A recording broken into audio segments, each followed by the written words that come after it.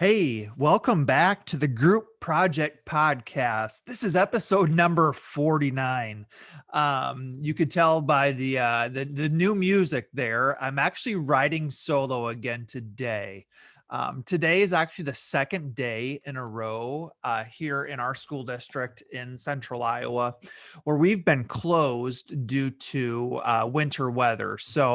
I was like many Iowans or Midwesterners today, was out there shoveling my driveway and thought, you know what? I want to go in and record a show this afternoon. I've done a few of these solo episodes, and of course, on my end, I can see the metrics and see how many people are listening. And the numbers have actually been really good on the solo episodes. Not that the interviews have been going really well too, but the solo episodes have been really have gotten great response. So as I was shoveling today, I was trying to think something I could fill up, some time with. And just yesterday, myself and our admin team was having a conversation about hiring. And we're in the middle of several hires right now. I'm recording this show on February 5th, which is a little bit early in the hiring season. And there's a little bit of reason behind that because we like to get those hires done as quickly as possible. But like I said yesterday, we had this conversation as the admin team, kind of strategizing how to fill some positions. And like I said, I was shoveling earlier today, and I thought, you know what, I should explain maybe our process. Not saying it's perfect, but I do feel like we have a pretty good system in place for in terms of teacher recruitment and in terms of getting our slots, our open positions filled. I've had a chance, let's see, I've had a chance to be a part of hiring for 13 years. So compared to some people, not that super long, but I will say each of the 13 years I've been in administration, 8 as an assistant principal, 2 as a principal, 3 as a superintendent.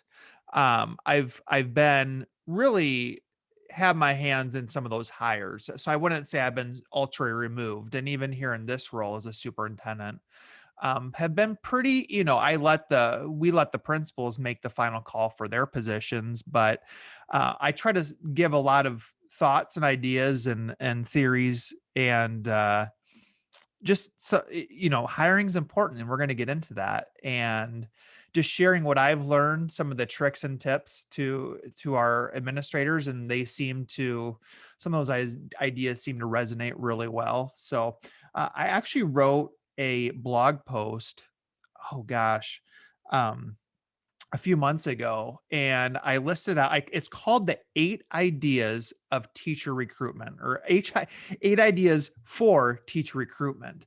So what you're going to hear from me in the next, I don't know, 20, 30 minutes, we'll see, maybe it'll be longer. We'll see what happens. Basically, I'm going to summarize that blog post with the 8 ideas for teacher recruitment. And so if you want to go and read that, just Google search um, my website, drjaredsmith.com, and then just put in 8 ideas for teacher recruitment, and you'll find it. So some people have, all of the solo episodes I've done have pretty much been based on a blog post that I did. So some people learn best from listening. Some people learn best from reading. Some people learn best when they listen and then read, or vice versa. So feel free to check out that. Feel free to check out that blog post, because I'm going to be I've got it here in front of me, and I'm going to kind of be summarizing it and just going over some ideas that I have. So the title of this episode, we'll just call it 8 ideas for teacher recruitment. And I did a poor job of introducing the show earlier. This is the Group Project Podcast. This is episode number 49. So pretty cool that next week we'll hit 50. But this is if you're looking for a podcast that has to do with leadership, education, and personal growth, kind of where those three themes intersect, like this is the show for you. There's a lot of great educational shows out there. There's a lot of great leadership shows out there and a lot of great personal growth shows out there. But, there aren't many that I found, and maybe I just haven't found them yet, but there aren't many that kind of tie in all three of those ideas. So that's the purpose behind the show. So if you like leadership, if you like education, if you like personal growth, and I know a lot of you do, make sure to subscribe. Make sure to download when you subscribe, you'll get a chance to get those episodes sent right to your phone. And make sure to give us that 5-star review. We got a great review. I don't have it in front of me. Maybe I'll read it at the end of the show here if I get my cell phone out here. Had a great 5-star review the last few days that kind of made my day. I'm not gonna lie. So let's get into it here. Okay, 8 ideas for teacher recruitment. So, and really, this will be teacher recruitment, but really, depending on the level of hiring that you're doing, it could be support staff that you're hiring. It could be teachers that you're hiring. It could be administrators that you're hiring. Now, in my role as superintendent, I have a chance to hire administrators, and I feel like these rules are pretty much universal. There's maybe a few that only work for teachers, but in reality, a lot of these rules that I'm going to talk about are pretty universal here. So the uh, when I wrote this blog post, right now, if you look at social media, which can be a double-edged sword a little bit, can be great at times, but can also drive you nuts a little bit. There's a lot of people saying that there's a huge teacher shortage right now, and there's just nowhere to find good teachers and nowhere to find good administrators. And I agree. It's becoming more difficult. There's no doubt about it. There's just less people going into the field. There's some positions that are super hard to fill. Like we're trying to fill a high school family consumer science teacher. And if you know of any family consumer science teachers out there, who might be listening, or if you know one, send them our way, South Tama County School District here in Iowa. But there are certain positions that are just more and more difficult to fill. Absolutely. On the other hand, I feel like a lot of districts or a lot of leaders, kind of this woe is me mentality. They say it's impossible to find good teachers.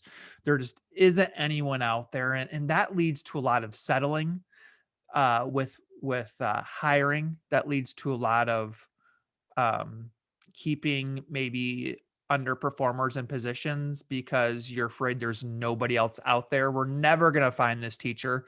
Let's just keep this subpar teacher in their position because there's nobody else out there. Unfortunately, that's a mindset that is pretty pervasive in education. And we acknowledge, I guess it's just kind of a mindset to it. We absolutely, here in our district, myself, we acknowledge there's fewer candidates out there, but I think that makes us, you got to get a little bit more creative in how you attract people to your positions. Just a little bit of context. The district I'm working in right now, we are, like I said earlier, central Iowa. We are in a pretty, we're not in a very big community at all. Maybe 8,000 total people in the two cities that kind of join Tama and Toledo, which are right next to each other. So there's definitely not a huge draw in terms of like a metropolis, a lot of things to do for young new teachers, right? We do live in our community is situated kind of smack dab in the middle between Des Moines and Iowa City, Cedar Rapids, and then to the north of us, Waterloo. So you've probably heard of Des Moines before. You've probably heard of Iowa City, Cedar Rapids, and Waterloo. Probably not, but let's just say, we've got an hour to every direction, basically. Well, east, west, and north is a larger community where it's a lot easier to attract people, new teachers or staff members or new administrators to those cities. So we're up against that. It's hard for us to recruit here, which makes it even more difficult. I used to work in some larger cities, and it's pretty easy when you've got a college in your backyard and you've got graduates coming out of that college. It can get very easy to recruit new teachers because a lot of times new college graduates um, don't want to leave. They don't want to move. Hey, I love it here. I'm a college student. I've enjoyed it here, and it'd be great just to continue my life here in the city and only have to drive across town to the new school. So for context, we are currently in a smaller area that is an hour away from the larger communities. Okay. So that makes our job different. So some of you who might be listening, you might be in a lot larger districts, larger district, bigger metropolis area. You might have all kinds of teacher candidates. So good for you. But I still feel like some of the so that means great. But it also means that you're probably up against several other districts or several other schools that also want those same candidates. So even though my context might be a little bit different, I do feel like there's a lot of universal truths to what I'm going to share. So okay, so the next thing I comment about or think here is that a lot of districts place hiring very low on the priority list. And I'm guilty of it as well. And in our district, we're guilty of it. A lot of times other things will take precedence over hiring staff. So right now it's early February and there's a lot going on. We had 2 snow days. We're dealing with COVID. We've got some testing coming up. There's just a lot going on. So a lot of times hiring will fall towards the bottom of your to-do list. But I've said this, and I said this yesterday. I've said this the last few weeks. Like, really hiring, making sure that we get the right people for our jobs is our number one priority. Like all of the other issues that seem to come up, whether it's test scores, behaviors, classroom management, whatever it is that administrators and school leaders spend a lot of time on, a lot of those issues seem to go away when you've got the right people in place, right? So I encourage you, if you're listening, like think about what takes up a lot of your time. And maybe it's a poor employee that you're working with, or maybe it's behavior problems in a certain classroom. Um, a lot of the time that we spend as leaders is we're trying to put out fires because certain staff members have created those fires for us. So I think you understand where I'm going here is that if you had highly effective employees in place of those, now some of those situations probably would have happened no matter what. But I'm willing to bet if you had a highly effective employee in that position, which is where hiring comes into place, then those issues have a way of taking care of themselves. So, for people who say that hiring takes a lot of time, it does. Hiring does take a lot of time. Recruitment, the interview process, it takes a lot of time, but you're going to save yourself time in the long run if you get the right person on board. So that's a mindset you have to have. And that's something that I try to preach to our administrators here because it does take time. They probably get sick of me asking where they're at with certain hires. I do get a little antsy, and that's difficult for me. I'm trying not to micromanage, but I know the importance of right now that we've got to get the right people in place. So again, that whole theory about, well, it takes time and I've got other things that are going on. Just keep in mind that those issues seem to take care of themselves when you hire the right people. So, okay, so let's just jump in here. Like I mentioned, there's eight tips that I've got for you. And they're not in any certain order. So I believe a couple of these episodes I've done, we go in the exact order, like of the least important to most important. Here I've just got them listed out 8 in a row. I don't know what's most important. I would say, um, whatever you feel like is most important given your situation, like maybe latch onto those and start using those ideas. So I'm giving you 8 ideas. Hey, if you come away and you use two of these ideas, great. I've done my job, and that's worth it for listening to the podcast. I will say, when I was shoveling and I was like, okay, I'm going to do a podcast episode about hiring tips, there was a little bit of me that was like, well, do I really want to share these tips? Because if other districts around us start using them and start winning some of our employees or start taking some of our candidates because they're using this, I'm going to regret it, but that's okay. We're here to share. We're here to teach. That's what it's all about. So if you are in a neighboring community, just I will be okay with you stealing some of these ideas, but and these are not new. A lot of people are already doing these things, and so these are not going to be earth-shattering ideas. But I think if you do, you got to do all of these. I mean, you don't have to, but if you're just doing one idea, great. But if you really want to be effective, I would encourage you to use many of these ideas for your recruitment strategy. So here we go. I've got the 8 here in front of me. Again, these are in the blog post called 8 Ideas for Teacher Recruitment. Just go ahead and Google search that.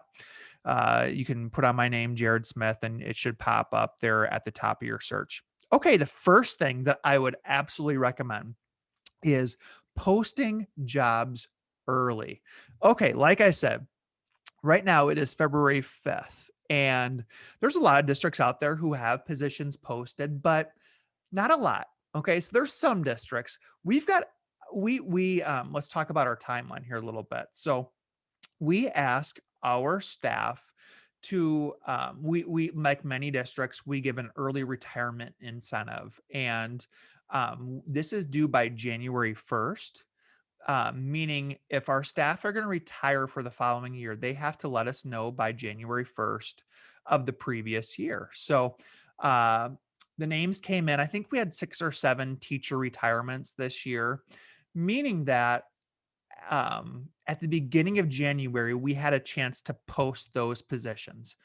We're pretty early on that. A lot of districts will not ask for retirements until February, March. And by doing that, you're just delaying those hires by a couple months. So take a look. I would encourage you to take a look at what, in your district, what your policy is. When I came here, our retirement we had them due on February 1st. But, we said, let's move that back a month. It's not for most teachers who are thinking about retiring. January 1 versus February 1, there's not much of a difference. They probably have a pretty good idea that they're going to retire probably at the beginning of the year. So I would encourage any district to move up that date so you can post those positions early, because the earlier you get positions posted, the more candidates are still available, and the more that the higher quality of the candidates you're going to have applying for your position. So post jobs early. So that's the time. So the first domino to fall is um, is those retirements. Now, the second domino to fall is now, I don't know every state's rule, but here's what I'm going to say is get your contracts out as early as possible for the following year. I believe in the state of Iowa, and I should have written this down. I believe like the earliest you can get contracts out is March 15th. For your state, whatever the earliest day is that you can get contracts out, that's when you got to get those contracts out. I've told my secretary who handles contracts the last 3 years, we will get out contracts the first day we legally can get them out. And again, why do we do that? It's because most people know if they're going to be back the following year. And maybe I should back up. In school districts, at least the ones I'm familiar with, you send those contracts out, and then teachers have a certain amount of time to sign those and return those and say, hey, I'm coming back for the following year. And that they sign that contract, and that says they're coming back, like I said, for the following year. And you get that like 2 or 3 week window. And If they're leaving, then that kind of puts a little bit of pressure on them to give an answer.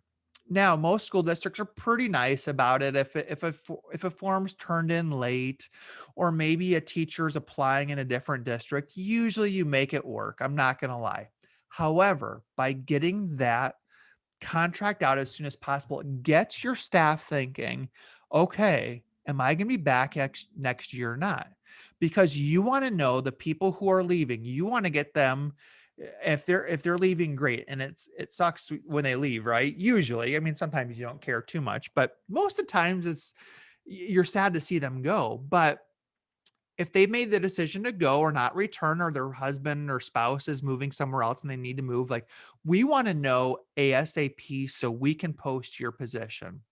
So again, the idea here is post jobs early. It is crazy how many districts, and especially larger districts, are so late in the game with posting their openings. And here's the reason I've learned why many districts are late to post their openings is because a lot of times they don't know their staffing, their how much money they're going to have to pay staff for the following year, because they haven't quite figured out their employment, how much they're paying staff the following year. So they haven't had their negotiations yet and come to some sort of agreement on the employee raise for the following year. So what gets a lot of districts hung up on not getting out contracts is because they wait so long in the game to negotiate salaries and benefits. And I know a lot of you listening are like, well, I don't have any power over that. Well, you can start. Here's what I would say. If you don't have much power over when those negotiations start, you need to have do whatever you can to get in the ear of your district leadership, your HR director, whoever it might be, that, hey, we're missing out on quality candidates because we are not negotiating early enough. We're not getting out contracts early enough. And then we're hiring in May and June and July, and there's nobody out there. So the big, let me just summarize that really quick. You got to post jobs early. You got to get the retirement list early. You've got to negotiate early. You've got to get contracts out early, and make sure you are identifying the staff who will not be returning for the following year and getting those taken care of. So that was a really long first point, but you got it. The early bird gets the worm, right? You got to get those positions posted. And then when you have those out early, then you will hopefully get some good candidates. Number 2. So number 1 was post jobs early. Number 2 was market your openings.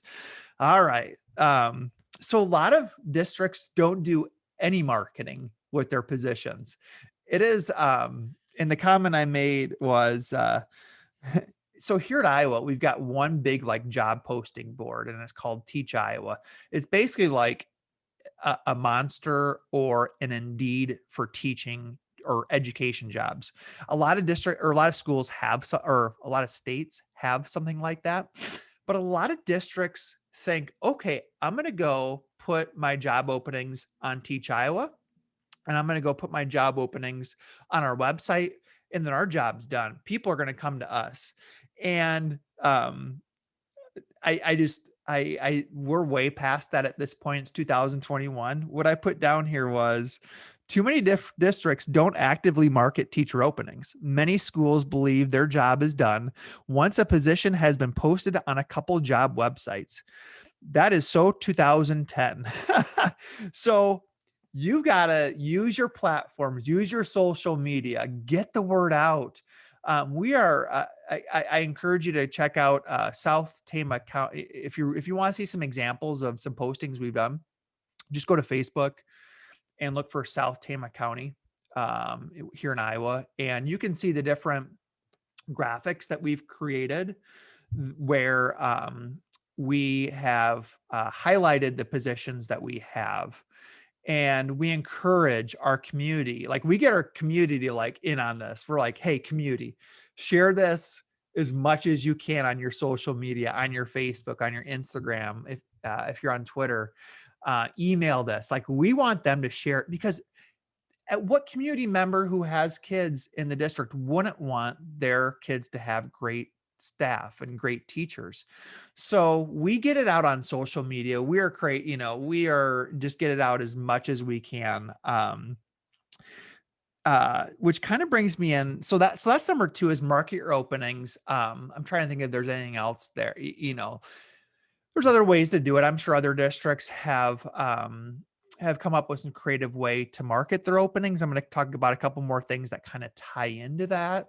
But beyond that, we push those graphics out to the area colleges. Just last week, so let's back up.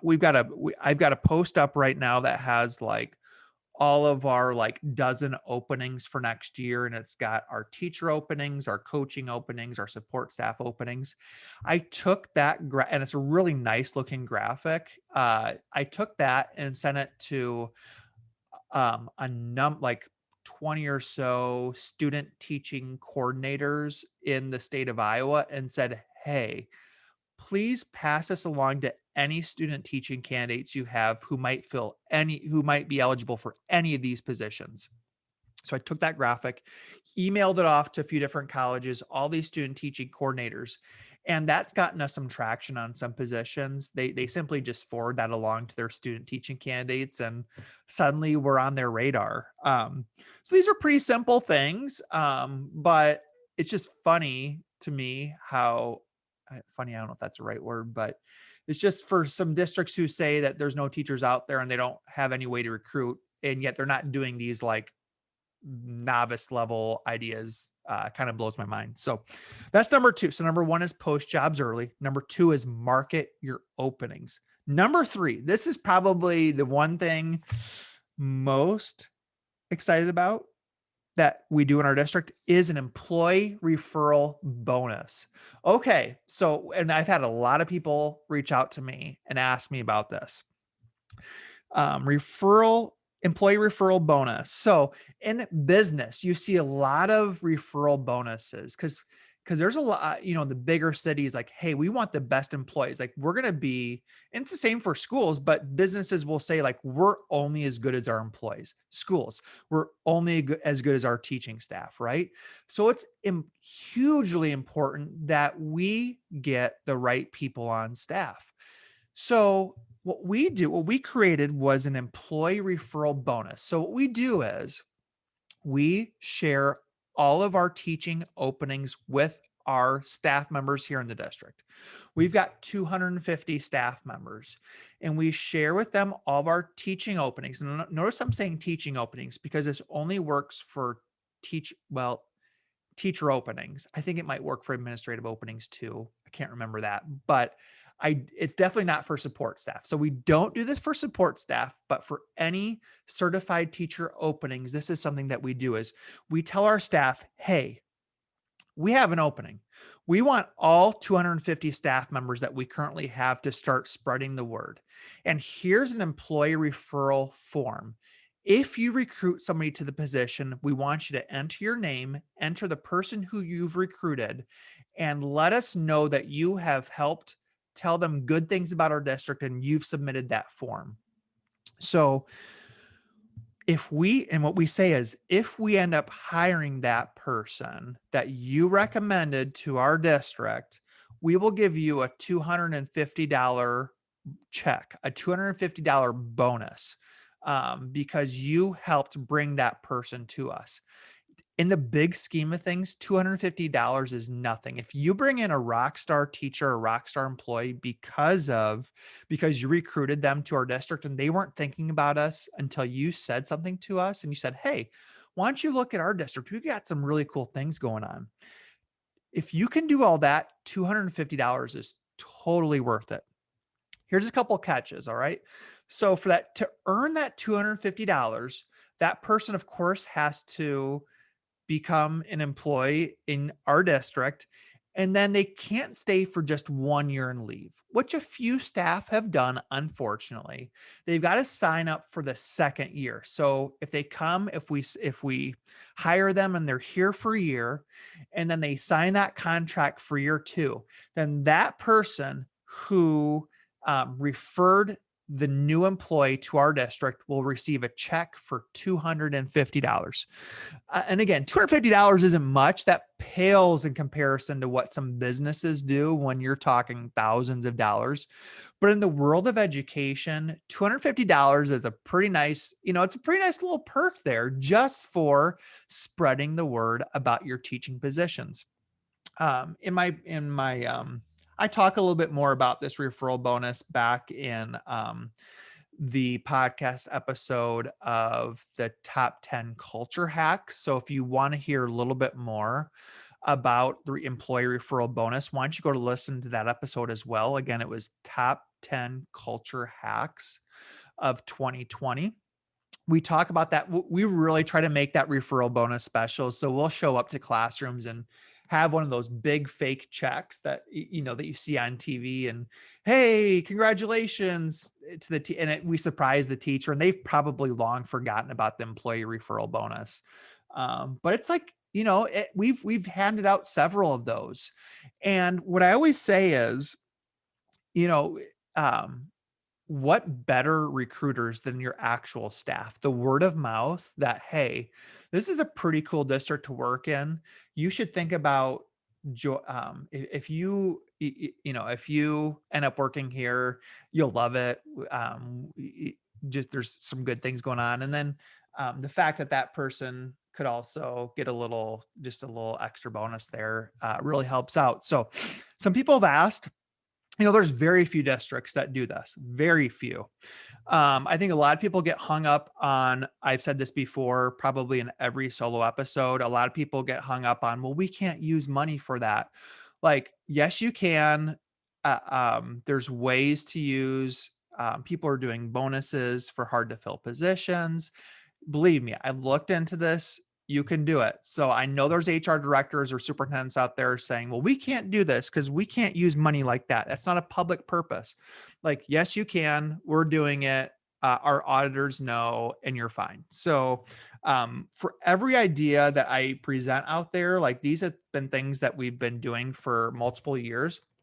So don't think, because I know a lot of you are thinking like, oh, money is a barrier. We can't, how do we get money to do this? Like, where there's a will, there's a way. You can find the money. It's well worth the investment. So that was number 3, employee referral bonus. Number 4, actively recruit alumni. So I said, when looking for potential teaching candidates, consider aspiring teachers who graduated from your school district. While some may have no interest in returning, the truth is that many students will display interest if properly courted. Districts would be wise to create lists of alumni entering the teaching profession, reaching out periodically to gauge interest in returning. I've got this on my website where at the end of each year, we bring in, so in our high school, we do a great job of the counseling department, the high school staff, high school administration do a great job of knowing what our students want to go into post high school. So each year, there's like 10 to 15 students who want to go into education. So what we do is we take those 10 to 15 students and we actually invite them over here to my office, and we have like a roundtable discussion. Myself and our curriculum director will meet with those 10 to 15 students and really like get to know them better, because they're seniors, they're going into education, and we want to get to know them and really build a relationship so that 4 years from then, those students may be interested perhaps in coming back to our school district, and they know that we're interested in them, and they know that we potentially could have a job for them. So what we guarantee every student is that we guarantee them an interview. Now, we're not guaranteeing them a job. We of course have high standards, and not every graduate from our district is going to be a high quality teacher. It's not a guarantee. We hope that they will be, but we guarantee every high school graduate that leaves our district going into teaching, we guarantee them, hey, come back anytime. We guarantee you an interview. Even if there's 20 plus applicants, like, you will be in that interview room. So we have that conversation with them for about an hour. We then take them out to lunch, and again, we try to spoil them as much as possible. We really try to make a powerful moment that they won't forget about having that meeting with the superintendent, having that meeting with the curriculum director. And so we talk for an hour and a half. We bring them to lunch, like stuff that they're just not used to doing. We brought them to a local Mexican restaurant. We just keep talking about their interests, keep answering questions about teaching. And we just really try to make them feel special, because we know in 4 years, like they might say like, I never want to return to this community, or it doesn't matter what community you're in. A lot of times they're going to say like, I want to move away. I want to go to a bigger city, or I want to go to Florida, or I want to go to California, or whatever it might be. But 4 years later, they've grown up a little bit, and there's a good possibility they might want to come back to the district they grew up in, or back to the district where they've got family or friends, or maybe a girlfriend or boyfriend. Um, so if you actively recruit your alumni, you can find some people who maybe aren't thinking about coming back, that you can kind of put a light bulb in them. Light bulb will go off and say, hey, maybe I could go back. And just with any recruiting, like making them feel special. And I should say, like, once we have that conversation with those 10 to 15 students, like we keep track of their names. We've got all of the teaching majors that come out of our high school. We've got track of their names and where they went, and we know what year they graduated. So now, 4 years later, we just did this a couple weeks ago. We reached out to all of our alumni who went into teaching, and once again showed them that graphic of, we've got these dozen openings. We would love to have you back. Let us know if you're interested. So it's just that, again, districts who are saying like it's hard to find employees and hard to find teaching candidates. Like, don't forget the candidates who are leaving your district now, or have left in the last few years, that might be out there, that might be looking for a job, that if you approach them the right way and you make them feel good, they very well could come back and work for you if you um, show them a little bit of interest. So actively, if you're a lot of districts are already doing this, or they're thinking about this, um, start doing this. Start getting intentional about actively recruiting the alumni that come out of your high schools. What I said earlier was check my website out. I do have, if you go to the page that's like, it's called Press, PRESS. I've got a video of a local news station came and did a video of our program, or did a news story. So if you want to see what that looks like, there is a video that you can go and look at. Okay, that is 4. The 4th one is actively recruit alumni. I need a quick drink because I'm talking a lot, and this is great, but I go straight through and I don't edit. So I'm just going to take a quick drink here. Hold on 1 second. My throat's getting a little itchy here.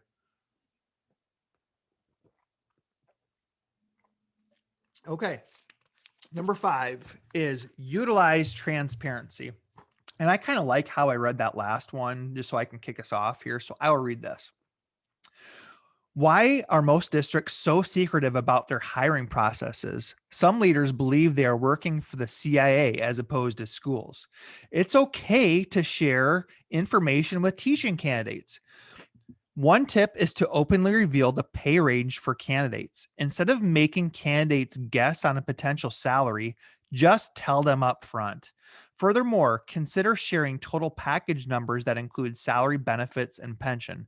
There is no need to hide the fact that districts have great benefit and pension plans. So it just kills me how so many districts are so secretive about the salaries they pay their employees. Like, they will not post that anywhere, even though if you dig, it's always public.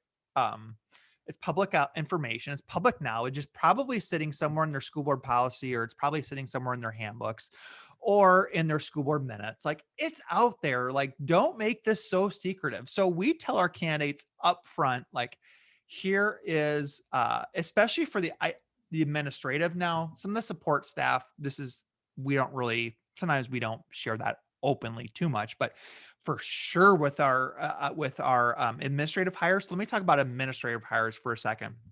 So many districts will not share, like they might put it in the posting what their pay range is, but I would say 90% of districts don't do that. Like we put that on every post. We say here, because we feel like we pay pretty well for administrators. We give full family insurance. Like we're going to say that loud and proud, and we're going to have it on all of our postings. So you know exactly what you're getting into. So when I say total package, like we say, here's your salary plus health benefits plus pension, and we add that all up for them, and that's a pretty good number. Like it's just some way you market your openings. It just baffles me that some districts don't think through that. So we are transparent. What I do with every admin opening is I go to our board and I say, hey, here's the salary range I'm thinking within like a $10,000, give or take. And then here's the plus the full family, plus the pension. Like here's the total range, total package range. And I get them to kind of co-sign or sign off on that. And then every posting that we do about that position, people are going to know exactly what they're signing up for. And again, it's usually we try to do our best. We try to recruit the best candidates, regardless of position. So we want to get those numbers out there. So I would encourage you, and let's talk about teacher hiring for a minute. A lot of districts, it'll be the secret between the HR director and teachers about what's being paid. And, the middle person, the middleman, the person doing the hiring, the principal, the assistant principal, whoever might be, might really kind of be out of that. I'm like, why are we bottlenecking this information? So I give all of our admins, they have the pay scale. And I say, when you talk to your employees and you call them and you offer it, they need to know what they're going to get paid. Like that's a big part of it. I'm sorry, but even though teacher pay is pretty consistent across districts, like why is it this game where teachers or admins are kind of wondering what they're going to get paid, and then they only find out once they get to the last step of probably already accepting the job. And, oh, by the way, how much am I getting paid for this? Like it is so backwards, and schools are just so far behind on this. And it really, if you can't tell, it's kind of just strikes a nerve with me. So what I would say is empower your administrators to know how much they're going to be offering. Now you always got to, okay, let me back up. You got to be careful. I always teach our administrators, like, this is what don't make it a definite. Don't make it an absolute. Say like, here's what I believe we will be paying you. And then read off the salary schedule and say, here's where we're at. We're on step 6. You're in lane, you're in this lane on this step. And here's what you can expect to be paid. So I would tell administrators to be careful about not being absolute, like you will get paid exactly this much, because that could get you in a little bit of trouble if we decide that maybe they said something wrong or we discover something that needs to be different. But that being said, empower your administrators to have ownership on sharing those facts and figures with the teaching staff and even the support staff. And then don't be afraid to share the pay range or the salary schedule, whatever it might be, the benefits. Share all of that up front so it's not a guessing game. This should not be a guessing game. We're not working for the CIA. We're working in schools here. So take that part out of it. I've talked to so many employees that we hire that appreciate that part of it. So that's number 5. Utilize transparency. Number 6, provide updates. It's what I wrote was, no longer can employees sit back and refrain from reaching out to candidates for weeks at a time during the selection process. During hiring season, every day matters. Not only is poor communication rude to the applicant, there's a good chance another district will swoop in and secure the candidate when contact is not maintained. So if you're watching the YouTube video, if you're listening at home, raise your hand if you've been involved in a hiring process where you feel like you don't hear anything for weeks at a time. Okay. I bet like 95% of the people who are listening or watching this podcast raise their hand. Schools are so bad at staying in communication with potential applicants and potential candidates for employment. I don't know why. We, when I say like staying in touch, like just yesterday, here's an example. We've got a PE opening at our middle school right now. We've got like 21, 22 applicants, which is really good. But we know we've missed 2 days. The last day was snow days. We've got a couple things going on next week. So we don't, and some of these people put in their application 2 weeks ago, 3 weeks ago. So we talked as a group yesterday, and the principal of our middle school said he was going to email that group and just say, "Hey, here's where we're at. We haven't forgotten." He was going to email that group, which is a function that in almost every recruitment website you can do. He's going to email the group as a BCC, so you can't see who else is on there. And he's going to say, "Hey, thanks for applying. We're working on this. We will get back to you. Here's our timeline." Tell your people, if you're hiring for positions, take the extra step to inform your candidates of where you're at in the process. Give them the timeline. Let them know, here's when we're going to look over applications. Here's when we're going to do interviews. Here's when we're hoping to hire by. The higher you get up the chain, meaning from support staff, that it's important that you do these things. Teaching staff, I'd say it's pretty important that you're reaching out, you're keeping them in the loop. For administrators, like if you're not keeping your candidates in the loop, like what message are you telling to those potential employees? Like that's one of the most important positions you have, is filling an administrative position. And if you're not like taking 10 minutes to give them a quick update and say, here's where we're at with the process, like that's just a total disservice to your candidates. So again, making sure that you are just providing updates. And again, if you don't, by doing this, you're going to keep those employees. Odds are, I talked about the PE teachers earlier, the 20 or so applicants. There's a good chance they're looking at a few different positions right now in different areas around the state. So if you don't communicate, they're going to think, oh, they must have passed on me, or they must have had somebody else or hired somebody else. And they're going to kind of give up and lose interest, especially if it's a highly competitive district, a highly competitive area, a highly competitive position.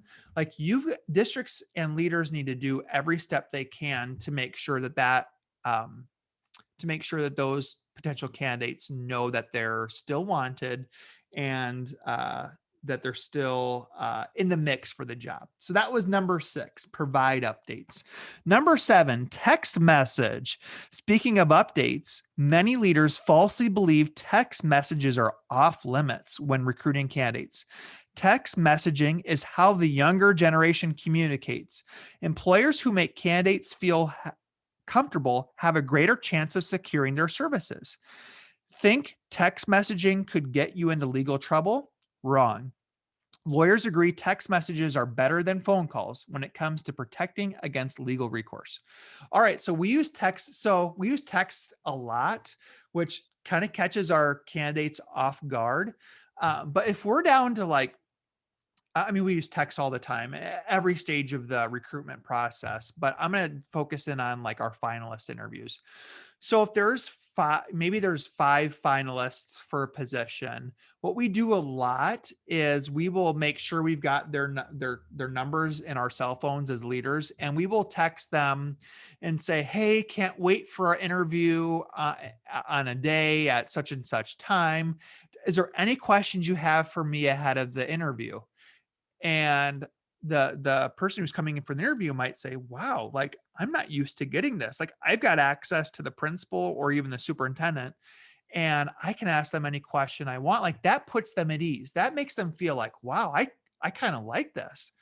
Um, Anybody under the age of 30, maybe even under the age of 35, like phone calls are becoming more and more awkward.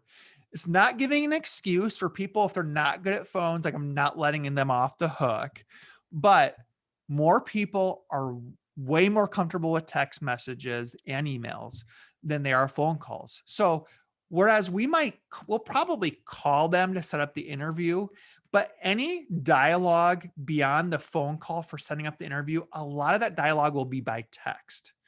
Hey, how are you doing? Do you have any questions about this? Now, when we do call back to let them know if they did get the job or didn't get the job, again, that's a phone call.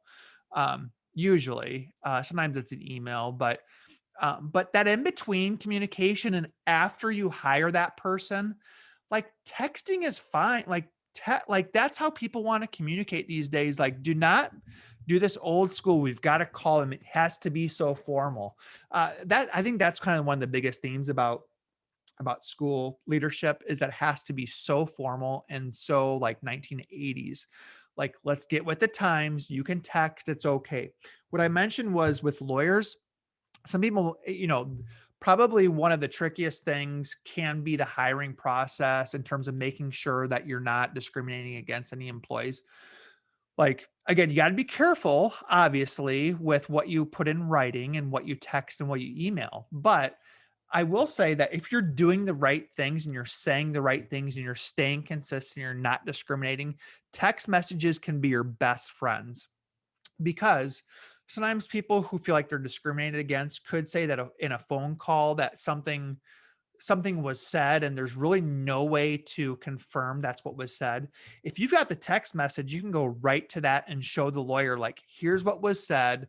There was no issue, there's obviously no issue here, and you can get off the hook that way. So again, text messaging is highly underrated.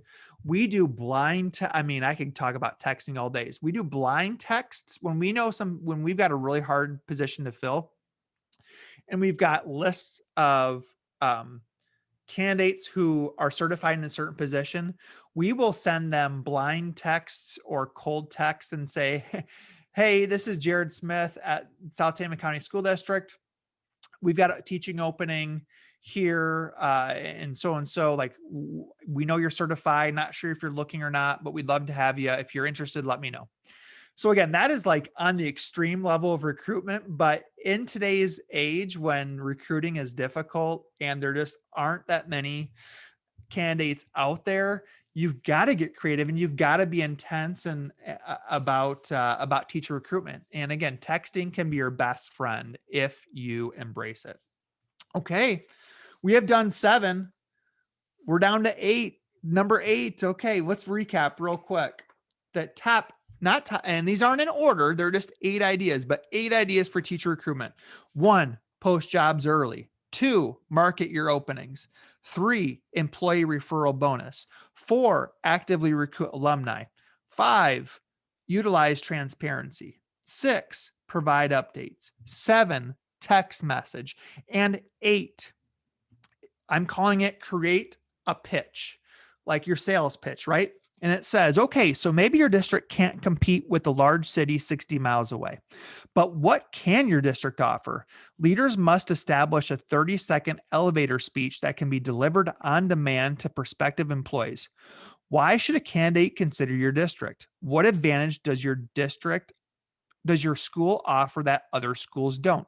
Turn on your best sales pitch and be ready to go. First impressions matter, and a great speech can make a huge difference. So what I wrote down, I didn't take any notes before this. I just printed off the blog entry, but I wrote down one note, and I wrote down teacher fairs.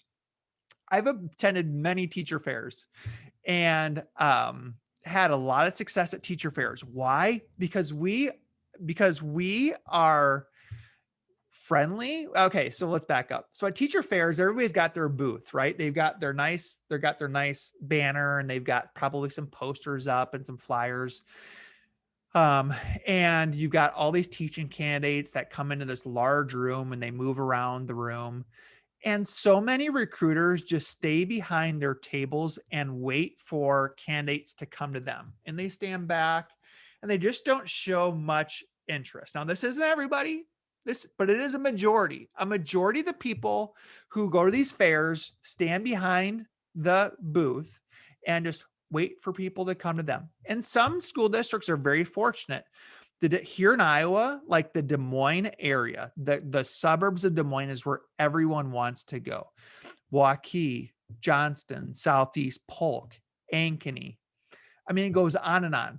So for those districts, like, yeah, you're probably going to have people coming to your table just because of the location. You guys are very lucky. I'm very jealous. And if you're listening in a different state, there's probably cities in your state and districts in your state that get a lot of the applicants to come to their tables. Well, not all of us are that lucky. So you have to, and especially the people who complain about, we can't find teaching candidates are usually the districts who are in small towns, in rural towns, or in low income districts. Okay. So those, it's hard to recruit new employees to those areas. So you cannot stand behind the table and wait for people to come to you. You have to get out from behind your table and introduce yourselves to the candidates. Like, as much as we say it's like the candidates trying to impress you, the district, it's as much the district trying to impress the candidate. So you've got to get out from behind your table. You've got to have those conversations. You've got to just be outgoing and try to sell the fact of why your district would be good for that employee. I talk about the elevator speech. I mentioned it earlier. We're in a small district here, kind of in the middle of Iowa. There's not a whole lot going on, but you've got to look for ways to sell your district. Here's a couple ways that we sell our district. Even though we're a smaller district, we're a very diverse district, meaning we've got a real unique opportunity for some people who want like a small town district, but a diverse student body. Like, there's very few districts in Iowa like that. So we use that in our elevator speech. Another thing we say is, I mentioned earlier that we're smack dab between 3 larger cities, about an hour away. Now, our commute is not ideal. And of course, we love to have people live in our district. With that being said, I am not shy about telling candidates like, hey, if you're a great teaching candidate, and you live in Iowa City or you live in Des Moines, like, you can commute. Like, I know it's a ways. I know it's 1 hour each way. In Iowa, that's a long time. In big cities, an hour-long commute is commonplace. But we don't care where you live. Like, we want you to live here. We want you embedded and invested in our community. But if you're a great teaching candidate, like, we're not super concerned about whether or not you're commuting or not. So I would say in our district, we have about 50% commuters. Now, an hour's about the longest that they come. Some of them are about 30 minutes away. But we sell that fact. We do not hide from that fact, and we sell it. And we say, hey, you just graduated college. I know you want to stay in Iowa City, which is a college town. It's a great college town. So why don't you have your life there, do whatever you want there, go to the grocery store there. Don't worry about running into kids, have your life in Iowa City, and then come here for work, do a great job during the day. And then you can kind of live that separate life of school and home. So, a lot of people don't think through that. A lot of fresh graduates from college don't think that way. They think, well, I want to live in the place I work. But there's some advantages to living outside or working outside of the city you live in. In the morning, people love listening to podcasts such as this on their way to work. They love listening to the radio or music or sipping on that cup of coffee. Like, there's some people love that quiet time in the mornings of having that commute. Now, the afternoons is usually a different thing because they just want to get home, and it can kind of drag and you can be very tired at the end of the day. But the morning, some people really, really enjoy that commute. So that's the last thing I would say is have that look for things in your districts that are special about your district. Have that elevator speech ready to go. And and really sell your district, and at these teaching fairs, be outgoing. Like, do not stand. The last person I want to hear from is anybody who complains about teacher shortage. Are the people, I don't want to hear you complaining if you're the person at the teacher fairs who stands behind or sits in a chair behind your table and isn't actively engaging and interacting with the employee. So don't tell me about it. So, okay, I got a little bit of a run there. I hope you enjoyed those 8 ideas for teacher recruitment. Again, if you want to read the full blog, just Google search it, 8 Ideas for Teacher Recruitment, Jared Smith, and you'll find it. I hope you enjoyed those 8 ideas. Let me know your thoughts. Feel free to email me, message me on Twitter if you feel like there's something I'm missing, or if you feel like I'm wrong, or if you feel like I got too intense on some of those ideas. Let me know. I've said it. I say it all the time. Make sure to subscribe and to drop us that 5-star review. I'm actually going to go right now and read off. I don't know who. I got an awesome review the other day, and I don't know who this person is. They're called Snoop Fair. And Snoop Fair, whoever you are, on Wednesday, you left an awesome 5-star review. It says, fantastically authentic, 5 stars. I really appreciate Dr. Jared's humble approach and uplifting mission.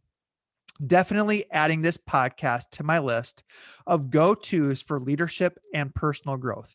Hey, Snoop Fair, whoever you are, thank you. That is awesome. It made my day. And like I said, if you want to make my day out there, please just pop on, leave a 5-star review at Apple Podcasts, maybe share what you like about the show. Or if, like I said, if you don't like it, if it sucks, hey, let's hear it. Give me that feedback. Tell me what you want me to do differently. I would love to hear feedback. So thank you so much. Hopefully the weather gets better out there for us and we can return to school next week. So thank you very much. I'm going to get this up here in a few minutes. So hopefully you can listen to this over the weekend if you're already a subscriber. Thank you very much, and we'll talk to you later.